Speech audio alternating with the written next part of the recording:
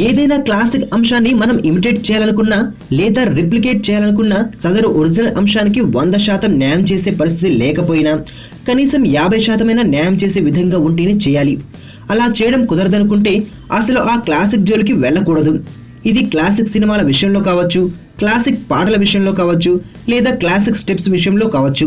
సర్దార్ గబ్బర్ సింగ్ లో పవన్ కళ్యాణ్ ఇంద్ర సినిమాలోనే Chiranjeevi classic step వీణ step ను చేస్తున్నాడనగానే అందరిలో అంచనాలు పెరిగిపోయాయి. సర్దార్ లో చిరంజీవి స్టెప్ ను పవన్ కళ్యాణ్ ఎలా చేశాడోనని మెగా ఫ్యామిలీ అభిమానులంతా ఎంతో ఆసక్తిగా ఎదురుచూశారు.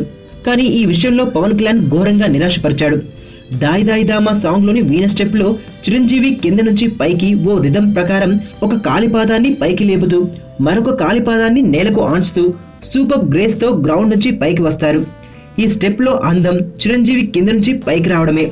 కానీ పవన్ కళ్యాణ్ సర్దార్ గబ్బర్ సింగ్ లో చేసిన వీణ స్టెప్ లో ఏమాత్రం కింద నుంచి పైకి లేవకుండా ఒకే పొజిషన్ లో ఉండి కాళ్ల పాదాలను కిందకి పైకి అంటూ సింపుల్ గా ముగించేశాడు. దీంతో అన్నయ్య చిరంజీవి వేసిన స్టెప్ ను పవన్ కళ్యాణ్ తన దైన స్టైల్లో ఎలా చేశాడోనని ఆతృతగా ఎదురు చూసిన మెగా అభిమానులకు థియేటర్లో తీవ్ర నిరాశ ఎదురైంది. ఇంతటి దానికి పవన్ కళ్యాణ్ వీణ స్టెప్ చేయడం ఎందుకో, ఆయన ఆ స్టెప్ అద్భుతంగా చేశాడని ఆ సినిమా వర్గాలు ప్రచారం చేసుకోవడం ఎందుకో అర్థం కాని విషయం. పైన చెప్పినట్లు క్లాసిక్స్ థింగ్స్ విషయాల్లో మనం సంపూర్ణంగా మనసు పెట్టి చేయగలిగితేనే అటెంప్ట్ చేయాలి. అలా కాకుండా సగం సగం ప్రయత్నాలు చేసి వేసి వేయనట్లు చేసి చేయనట్లు చేస్తే అబాసుపాలు కాక తప్పదు. కలూరి సింతామణి నా పేరంటే తెలియనోళ్ళు లేరే జాని, వయసు లెక్క సీక్రెటు గాని నన్నడగ మాక అంటాంది జారేవుని.